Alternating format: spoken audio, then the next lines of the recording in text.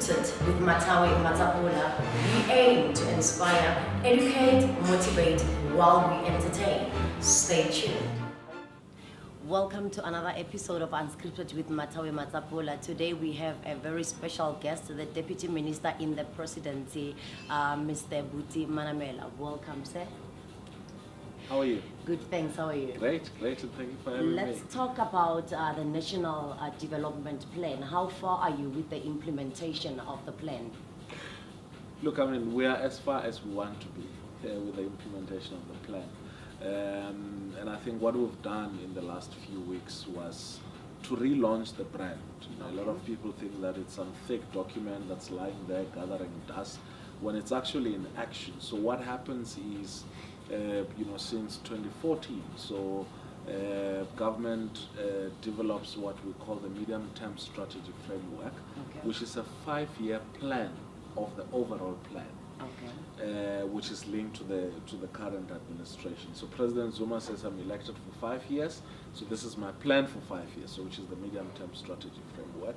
And then from there, every government department then develops an annual performance plan. So everything that every government department, every sphere of government does is in implementing the National Development Plan. Of course, it has got targets. For instance, we've said we must reduce inequality, we must create 11 million jobs by 2030.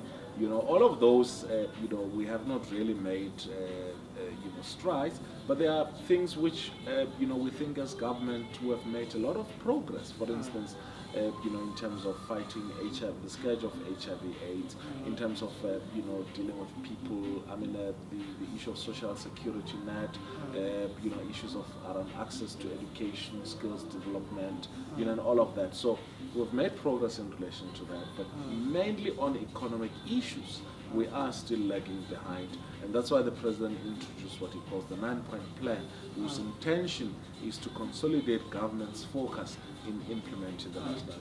Talking about education, I understand that it's one of the main priorities for the National Youth Development Policy.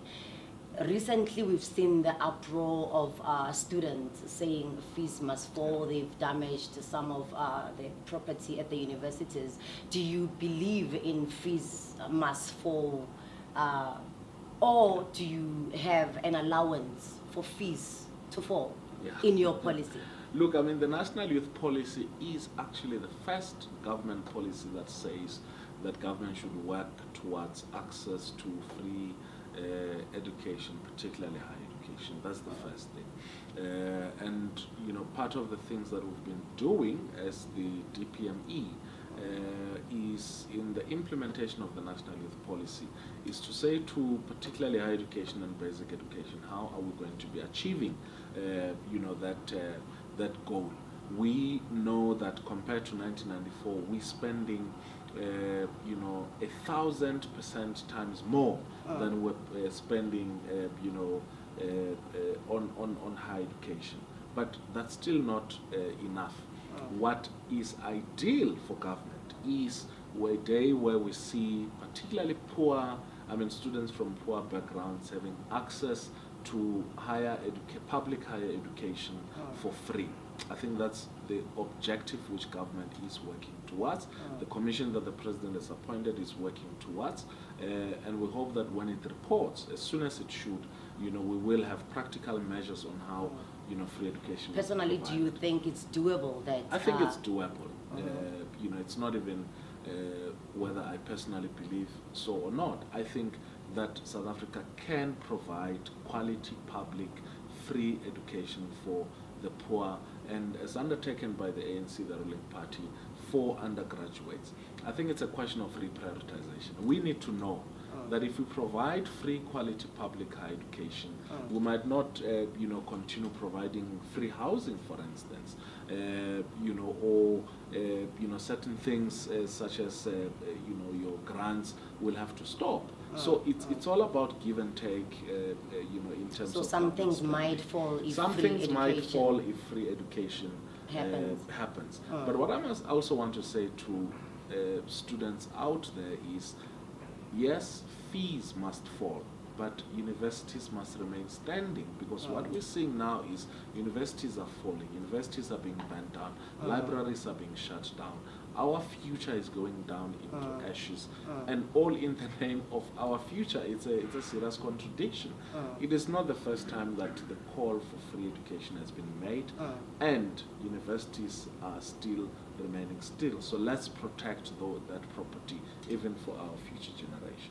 Do you think as a country we are financially stable to sort of cultivate the spirit of entrepreneurship in young people? Look, I think we've done a lot towards that. There's 1.2 billion rand that has been set aside by the IDC, a billion rand more that has been set aside by CIFA. And what I want to say to young people out there is, let's get going. Let's go and ask these institutions, where is this money? How can we have access to it? Go to your NYDA offices, find out more about this. Go to their website and all of that. As we speak, the NYDA is providing grants for young people who want to pursue entrepreneurship. Okay. I strongly believe that the only way in which we can resolve the unemployment crisis is if we support young people to be creators of jobs instead of seekers of jobs. Also speaks to universities. Why should parents spend so much money taking their kids to university, and when they graduate, then they join the unemployment queue? It means there's something that universities are not doing which they're supposed to do. Or maybe government is not doing something that they're supposed to be doing, creating more jobs, or giving the youth the access to that funding. Yeah. Because most of them don't know where to go, they don't know where to start to get that funding to pursue their great ideas that they have. No, look, I mean, there is no economy in the world which is solely reliant on government creating employment. And in fact, as we speak, the South African government, comparatively speaking, so if you compare it with other governments of the same size in terms of the economy, is doing much better compared to those in terms of creating employment. But that's an anomaly in terms of in economic terms. You can't have government being leading in terms of being the employer in a society. Yes, I agree that we need to continue to remove bottlenecks. We need to continue to ensure that we pay suppliers on time. That's one of the biggest challenge, wherein people who do business with government are not paid on time, and therefore their businesses collapse. They have to retrench people and all of that. But the key challenge is to ensure that we support young people in their endeavor to create work, instead of government believing that it can create work on its own. It cannot happen anywhere. People have to be self-sufficient and self-sustainable. Minister, you also responsible for the presidential task team on the creative industries. Can you tell me what have you achieved so far in making sure that the livelihoods of performing artists are better, and they are at least making money and not dying paupers? Yeah. Look, I mean, the task team was asked by the president to help set up an organization for the performing arts that will become some sort of a collective bargain between them and government and the private sector and all of that. That organization exists, and supported by the Department of Arts and Culture. Over and above that, we have put in place now a bill which is in Parliament, which is looking at intellectual property rights of artists across the board. One of the big issues, in terms of artists have been the question of needlework, particularly for musicians. And we've seen, well, initially, the proposal was 70%, 80%, and we've seen what the SABC has done with putting the needle time, that is airplay for local artists, to 90%. Was your department involved in making sure the 90% Of course, happens? this was the result of the work of the task team, which comprises... So you are then Mr. 90%, not Cloudy? No, there's no such...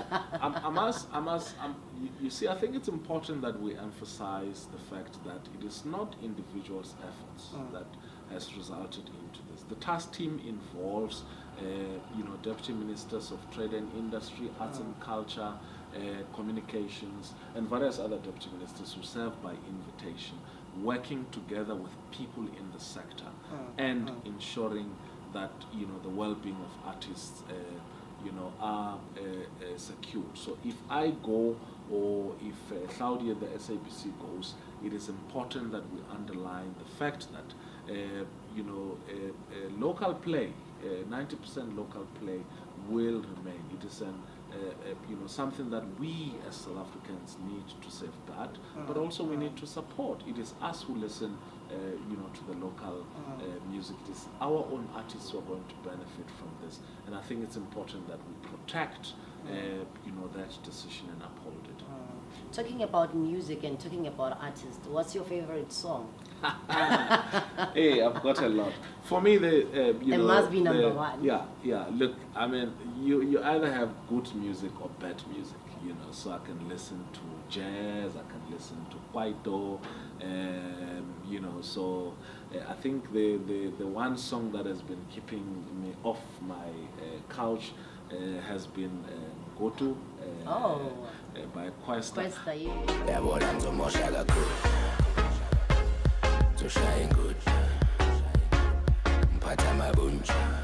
It doesn't matter how boring the DJ is.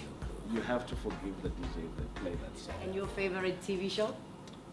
I don't watch a lot of TV, but I've been hooked on Skim Sam. I think it's one of the best ensembles.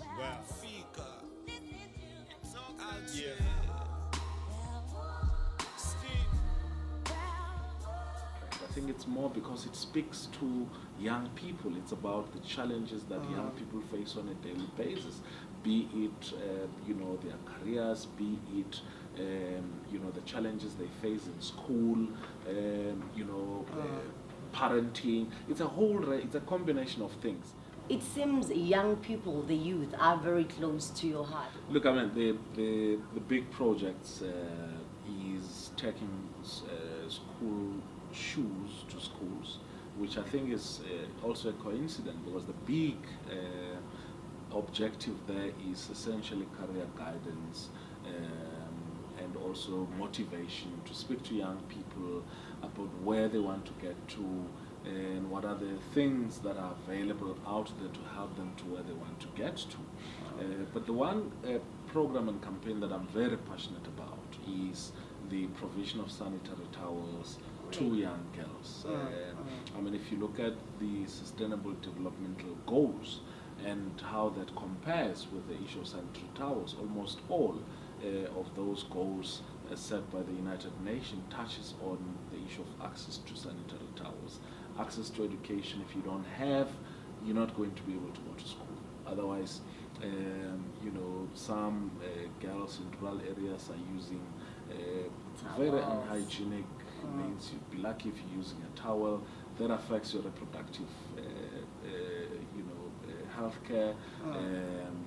So it touches on a whole range of those goals. And I think that's why it's one of the campaigns that I'm passionate about. Finally, hopefully when university fees have fallen, I also hope that, sanitary towel fees will fall. And I don't see why, over and above, condoms, why as government we're not providing for free sanitary towels. Thank you so much, Deputy Minister, for joining Unscripted with Mathawe Matsapola. You heard it from the man himself.